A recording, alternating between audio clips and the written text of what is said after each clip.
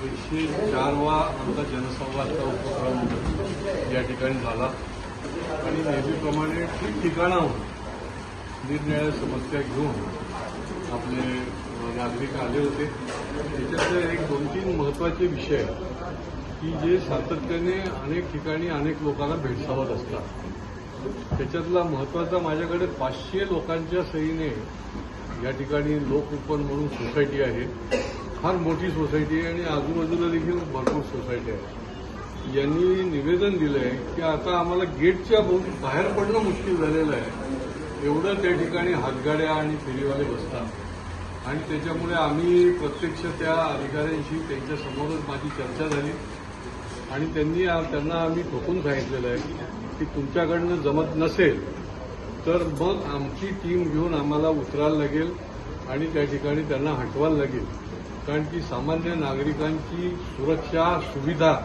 ही आमच्या दृष्टीने अत्यंत महत्त्वाची आहे। या ठिकाणी याच्यामध्ये अनेक माफिया आहेत, अनेक हप्तेबाजी आहे, करोडो रुपयाची हप्तेबाजी या ठिकाणी या माध्यमातून चालते आणि त्याच्यामुळे ठिकाणचे देखील या ठिकाणी येऊन बसतात आणि आत्ताच गावदेवीचं उदाहरण झालेलं आहे।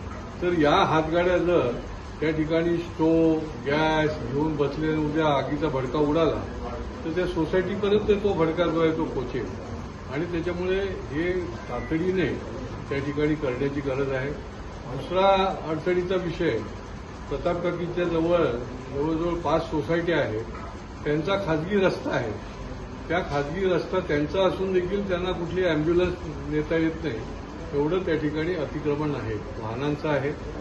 याच्यावर तोडगा म्हणजे महापालिकेचे एक टीम, ट्रॅफिकची टीम यांनी त्या ठिकाणी सातत्याने कारवाई करायला पाहिजे आणि त्या ठिकाणी गर्दुल्ले देखील बसतात, त्या ठिकाणी कुठे छेडछाड झाली की नंतर आम्ही धावपळ करणार होता।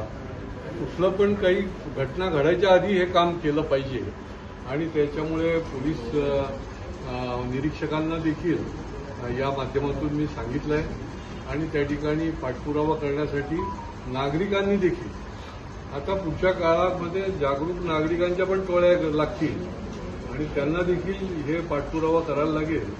अशा पद्धतीने ही अधिकारी मंडळी जी आहे ते ढिसाळ आणि बेजबाबदार काम करत आहेत। बाकी छोटे छोटे विषय जे असतात, अनेक कंपनीचे कामगारांचे विषय आहेत। मफतलाल कंपनीचा जो लढा आम्ही यशस्वी केला त्याचा पुढचा पार्ट फक्त राहिलेला आहे, तर तो देखील तिथले कामगार देखील आले। 28 वर्ष त्यांची थकबाकी मिळालेली नाही, परंतु त्या ठिकाणची जागा जी आहे ती विक्रीसाठी निघालेली आहे। ती रक्कम आल्यानंतर 28-30 वर्षानंतरचा लढा हा फायनली यशस्वी होईल, परंतु तोपर्यंत हा लढा जो आहे तो चालू ठेवायला लागेल। निरनिराळ्या विकास कामाकरता देखील रेल्वे लगतची जमीन जी आहे तर तिथली अख्खी 50 कुटुंबाची चालच्या चाल बिल्डिंग त्या ठिकाणी पाडायला लागणार आहे आणि त्यांचं देखील पुनर्वसन करायला लागणार आहे। पुढच्या आठवड्यामध्ये आम्ही रेल्वेचे अधिकारी, महापालिकेचे, शहर विकासचे अधिकारी आणि या बांधल चालचे प्रतिनिधी यांची मीटिंग घेऊन त्यांचं पुनर्वसन नेमकं कसं करणार, कशा पद्धतीने करणार याची ठोस अशा प्रकारचं नियोजन घेण्याचं आम्ही ठरवलं आणि त्यामुळे विविध विषय आणि काही वैयक्तिक, काही सामूहिक अशा प्रकारचे विषय जे आहेत त्या आज देखील जनसंवाद कार्यक्रमामध्ये झाले आणि पुढच्या काळामध्ये जे न्याय आहे ते सोडवण्याचा आम्ही निश्चितपणे पाठपुरावा करतो।